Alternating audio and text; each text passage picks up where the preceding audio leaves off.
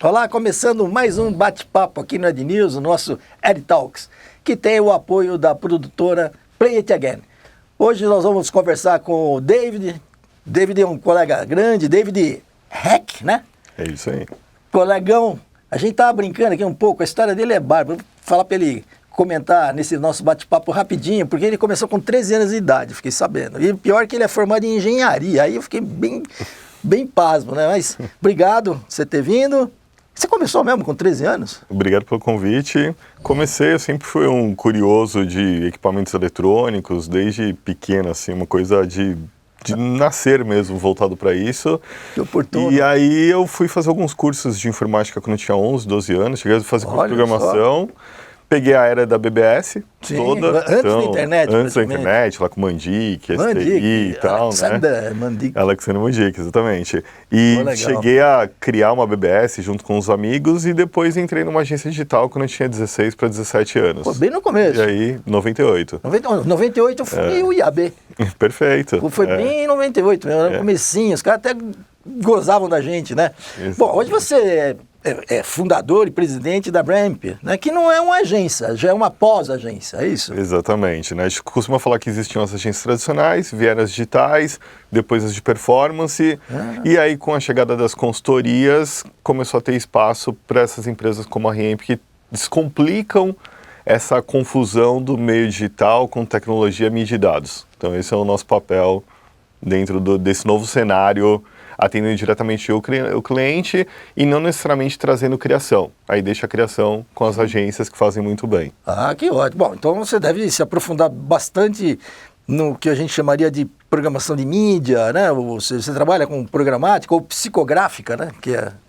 A Ramp ela atua com todo o cenário de operação de tecnologia, mídia e dados. Então, tudo que estiver voltado para unir uma marca, um conceito criativo que uma agência criou, a uma audiência, a Ramp atua. Então, desde quais são as plataformas, ferramentas próprias ou de mercado, de grandes players, então Google, Oracle, entre outros, Salesforce e tal, até a parte operacional disso, da mídia programática, da gestão de dados, do BI, de dashboard, então todas essas frentes. E é fantástico, né?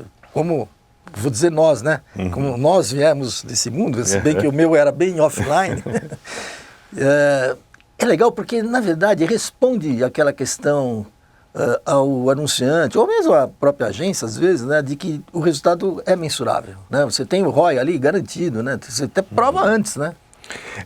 Hoje a internet trouxe muito isso, né, o meio digital, já que você consegue rastrear as pessoas, tem dados de todo mundo, rastreia todas as ações, então tudo é mensurável.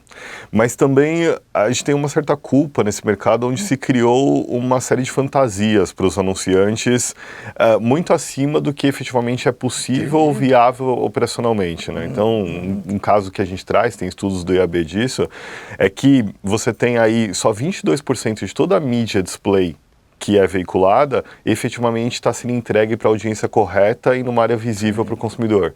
Então você tem um volume gigantesco de mídia, de 78%, que é perdida. Então se fala demais no meio digital uma série de possibilidades potenciais que não na prática se aplica, né? Você tem como controlar isso?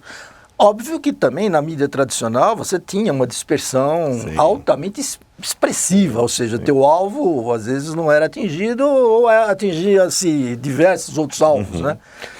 Você está falando num problema muito complexo, que eu poderia até imaginar que pode haver até robôs trabalhando como se fossem pessoas e de fato não são.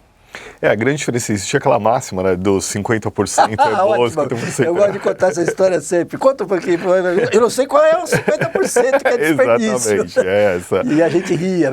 Exatamente. Então, assim, a diferença é que hoje dá para saber quais são os 50%. Talvez não dê para saber com tanta precisão quanto o mercado quer vender para o anunciante, mas uma boa parte dá para saber. Só que dá muito trabalho operacionalizar isso, gasta-se muito dinheiro em ferramenta, gente, e aí conflita com o modelo antigo, onde a maior parte do dinheiro ia para veiculação e não para serviço. Então, hoje o mercado está nesse cenário de entendimento e acomodação, dessa transição do dinheiro da mídia para audiências e para serviços serviços e tecnologias, para começar a viabilizar todo esse cenário. E hoje o que a gente na REMP tenta pregar é trazer uma verdade para o mercado. Então assim, como efetivamente as coisas funcionam, o que realmente é possível, o que não é possível ainda, o que é viável, e sair um pouco dessa fantasia e mostrando para ele o que dá para fazer na mídia, né? Legal. David, lá na REMP, como é que você chega junto com o teu anunciante ou agência, o teu cliente, né? Como é que você estabelece custo? A partir de como? A REMP tem algumas premissas que escreveu no passado, eu fiz uma brincadeira escrevendo 10 mandamentos da mídia. Ah, que legal. Um deles falava de jamais transformar a mídia em receita e sempre tratar a mídia como custo. Sim. Então, a gente não quis beber dessa fonte de receita. Mas era boa, hein? Era fácil. Exatamente. Como rendeu, hein? Rendeu então, apartamento em Paris, Nova York. Exatamente. Acabou, né? Foi bom, foi correto, né? A molecada mais jovem hoje costuma julgar com maus olhos esse passado, mas eu sempre defendo que, gente, funcionou, construíram grandes marcas, fez parte da história inegável, e o mundo vai mudando, a gente tem que se adaptar. Claro. Então, a gente como prestador de serviço ali, que tem o objeto a definição e a decisão pilotando essa mídia, a gente tenta ter uma certa isenção dentro desse cenário e, por sua vez, também garantir a nossa remuneração, que tem que vir apartada através de FII, ou alocação de pessoas, ou até um percentual do investimento, mas não percentual de veiculação, percentual do investimento. E esse investimento ele pode ir ou não para a mídia, porque eu posso trabalhar com influenciador, posso trabalhar com conteúdo. Quando você fala isso, me ajuda a entender. Eu posso interpretar que você também está falando em success fee, por exemplo, participar do resultado de uma determinada campanha? Muito alavancado em success fee. Então, assim, eu tenho uma parte garantida, fixa, mais um complemento de bonificação legal, em cima de variável, mas nunca atrelado à veiculação, porque a gente entende que a veiculação pode nem existir. Eu posso construir um projeto para o cliente, audiência. Eu acho até que o sucesso da REMP, e eu acompanho o teu trabalho, David, há muito tempo, você e de alguns colegas, né? É que, na verdade, quando você desatrela a veiculação, você não tem forma de receber o cliente. Até hoje eu reclamo com a aba deveria ter tomado uma atitude já há muito tempo de discutir isso seriamente. Porque o anunciante não quer pagar quando você está falando em fazer uma administração tecnológica, trabalhar dados. Não tem comissão, você ganha comissão, como agora você quer cobrar? Né? Eu já pago para você a comissão, né? E normalmente as agências embutiam o custo de produção sem cobrar do cliente, porque a veiculação pagava muita conta. Só que agora a gente está vivendo um problema sério. Ou seja, a agência, se for trabalhar como a REMP trabalha, custa muito, né? E não tem remuneração, o cliente não quer pagar. Ele paga pela veiculação. Então criou um processo muito complicado. O mercado, a gente ficou de 2013 até 2016, 2017, praticamente atendendo as agências em operações quarteirizadas. Porque elas... Era inviável, né, ele montar essa estrutura. Exatamente. A cada conta que fechava, mais 2 profissionais de BI, mais 3, mais um dash. Daqui a pouco tem 100 pessoas ali. Verdade, não. E a receita dele não mudou. Porque a mesma receita de comissão que ele já tinha. Exatamente. E as agências demoraram um pouco para entender e perder o receio que, olha, esse escopo do serviço, tão igual à produção de um filme, não é meu. Isso aqui você tem que contratar uma edtech, uma empresa especializada. E a minha receita vem da criação, da consultoria, do planejamento estratégico, de outras frentes. Essa parte operacional que não existia, agora existe, precisa de um monte de gente, tem um monte de custo, eu não faço. Isso demorou um pouco para o mercado entender, ainda vem entendendo, tem algumas agências que já aceitaram bem, outras ainda não. Mas, na verdade, eu vejo que foi um tiro no pé para a agência, porque ela acabou assumindo uma responsabilidade que não seria dela, acabou assumindo um custo que não seria dela e não evangelizou o anunciante a rever o planejamento dele anual de budget, onde ele tem que tirar um pouco da veiculação ali e transformar em FII de remuneração para as agências, para o mercado. Como é o mundo inteiro, né? Na verdade, o Brasil, eu estudo muito a mídia do planeta inteiro, a exceção é o Brasil, né? Esse movimento começou nos Estados Unidos na década de 90, com Reagan desregulamentando comissão, desregulamentando, criando policies. Por exemplo, hoje o BV, que é uma prática comum no Brasil, nos Estados Unidos é cadeia. Até tem saído algumas matérias lá no Advertise Age e no Adweek, comentando que o FBI está querendo Sim. checar se essas media agents estão recebendo BV. Mas aqui é tão aberto, tão legal, né? Fica estranho. Perfeito. E eu fico imaginando uma companhia multinacional mandando o resultado de receita e dizendo que, poxa, grande parcela do lucro da empresa é bonificação de volume, porque não vai passar no balanço lá. Né? No mercado americano tem a vantagem que desde sempre, né, você sabe bem, já foi dividida a mídia com criação com as agências de mídia. Que no Brasil se misturou tudo no mesmo centro de receita, e aí causou essa bagunça. E agora vem amadurecendo um pouquinho e resolvendo. A gente tem alguns casos na REMP, por exemplo, por mais que a gente fala que não bebe da fonte da mídia, tem veículos que muitas vezes quando a gente vai tá autorizando mídia ali no cliente, que acontece, tem algumas contas que a REMP entra na autorização ali junto ao anunciante, tem outras que não, tem a agência autorizando e a REMP está só na operação. Que o veículo chega agora no final do ano e começa a mandar os pedidos de faturamento de BV. Sim. O que a gente está fazendo na REMP? Comunicando o veículo, que a REMP não tem essa política, e divulgando para o anunciante que ele tem aquele valor de crédito dentro da REMP. Assim, poxa vida, não é do veículo esse dinheiro, porque ele já contabilizou a saída, mas também do nosso modo de atuar não é nosso, é do cliente. Então a gente devolve para o cliente. Muito legal. Então a gente vem trazendo umas posturas mais novas para o mercado, não é fácil, porque tem todo... mexe na receita, né? E às vezes é uma receita que você nem trabalhou, né? Uma receita consequente, né? Exatamente. De um projeto diferente, né? É um cenário apertado financeiramente, é uma venda difícil, porque o anunciante não entende bem ainda o que a gente faz. Tem casos recentes, por exemplo, como Natura, que ela tem 7 agências e ela fez uma concorrência no mercado, a REMP venceu, para contratar uma empresa que trouxesse esse cenário de normalização da mídia entre as 7 agências. Quer dizer, eu tenho 7 agências. Como que eu enxergo a minha mídia como se fosse uma só? Como que eu entendo que o meu consumidor e os dados dele são únicos? Porque hoje, com 7 operações, ela não tem a visão de BI unificada, ela não vê overlap de mídia, o que está tendo de frequência e alcance da mistura das 7, e uma não pode ver da outra, porque tem conflitos estratégicos. Então vem um fornecedor como nós para normalizar tudo isso e criar uma visão unificada, né? Então isso é novo ainda no mercado. Né? E quanta coisa por acontecer, né? Você citou a Natura, eu adoro, eu conheço a Natura de muitos anos, conheço os acionistas, né?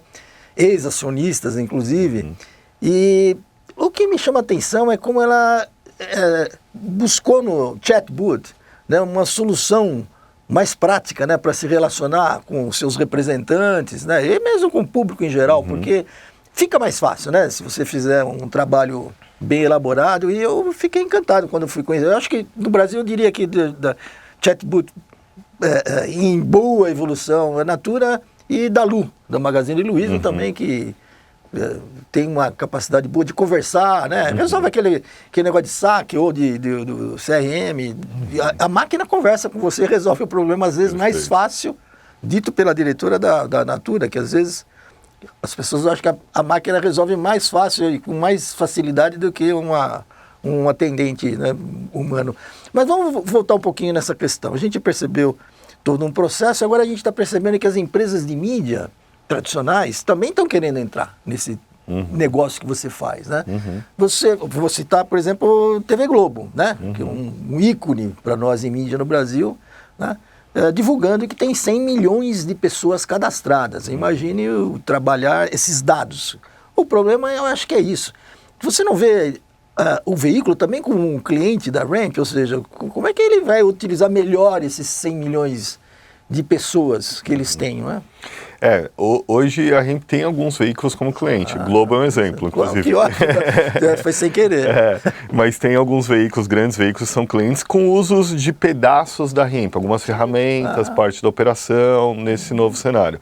Mas o que a gente vê de interessante é que nesse novo mercado, o que importa é você ter dados e audiência. Aí depois, em cima disso, você pode construir novos negócios, pode construir novas plataformas, e aí tudo isso pode virar um projeto que, de certa forma, você vai estar atendendo diretamente até um anunciante, quer dizer, um veículo. Ele pode, ali, com uma soma de dados e audiência, construir um projeto junto com o ferramental e oferecer diretamente para o anunciante. Não vai longe, esse movimento, tenho percebido, o pessoal chama de estúdios, né? Mas toda a mídia impressa, né? Jornais, Estado, Folha, mesmo as eletrônicas, televisão, rádio, montaram estruturas próprias para ajudar a criação da agência ou mesmo do cliente a desenvolver produtos que não sejam anúncios, sejam, né, matérias, né, enfim, trazendo uma parte dessa solução, né, ou seja, me ajuda a eu poder levar. Todos esses players, a gente entende que tem um papel importante dentro dos anunciantes de serem agentes de transformação digital. Então, elas detêm conhecimento, conhecem o público, conhecem como atuar com esse público através do entretenimento, na maioria dos casos, como se relacionar, como colher informações e usar esses dados a favor. E aí ela vem ajudando o anunciante com essas informações a desenvolver novos produtos, a como comunicar, comercializar, que era um papel restrito antigamente da agência. E que às vezes acabava em 30 segundos. Outro dia eu estava dando risada com um colega, falei, meu, que mundo louco. Eu sou da época que o comercial de 30 segundos terminava com pack shots. Ou seja, ali, naqueles 5 segundos, entrava a marca, assinatura, né? Culminava ali. Agora é inverso.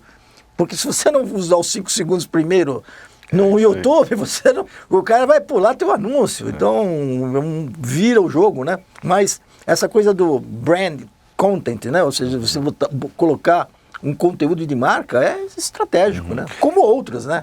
O que se fala já faz alguns anos que o conteúdo virou rei, né? Isso, e é um pouco isso, sim. Porque a gente tem ferramenta, tem inteligência, tem um aparato gigantesco. Mas se eu não tiver o conteúdo adequado, que é o que vai fidelizar esse consumidor, e pode ser customizado, um a um, o que você vê pode ser diferente do que eu vejo. Com certeza. Totalmente direcionado via as ferramentas que processam isso automaticamente e criam variações. Não tem o que entregar. Então, alguém tem que produzir esse conteúdo. E aí, acho que cabe algumas adequações no mercado. Por exemplo, eu costumo brincar que a mídia impressa podia ser chamada de mídia escrita, porque ela continua válida, os veículos de comunicação, só que em vez de ser num papel, é numa tela. Mas o conteúdo com algumas adequações continua ali. As redações e toda a área de imprensa continua sendo importante. Verdade. E outro dia eu estava conversando com um grande jornal, talvez um dos maiores jornais do Brasil, dando uma orientação. E eu fiz uma análise semelhante a essa. E eu agreguei os dados. Ou seja, eu talvez não tenha mais leitores, né? Eu tenho dados. Porque com os dados que eu tenho, eu consigo fazer mais negócio do que com o leitor. Eu não vou depender de anúncio, não vou depender de assinatura. Né? Se eu trabalhar bem esses dados, eu consigo transformá-los, né, em receita. Que é o que se diz, que hoje dados é o petróleo do mercado. Né? Então é uma visão bem diferente, né? Perfeito. É isso. A gente costuma dizer que toda comunicação deve criar histórias, as histórias devem impactar audiências e não espaços publicitários. Sim. As audiências devem gerar dados e os dados resultados. Então esse é o ciclo da vou usar isso. Boa cadeia, bom fluxo, né? Legal. Batemos um bom papo aqui com o David, ele que é fundador da Ramp, uma agência que não é agência, né? Como a gente estava brincando. Queria agradecer a participação da audiência de vocês também e lembrar que a gente tem apoio da produtora Play the Game. David, muito legal, obrigado, viu, velho? Obrigado. Vamos acompanhar essa sua história, viu? Muito obrigado pelo convite. Até o próximo.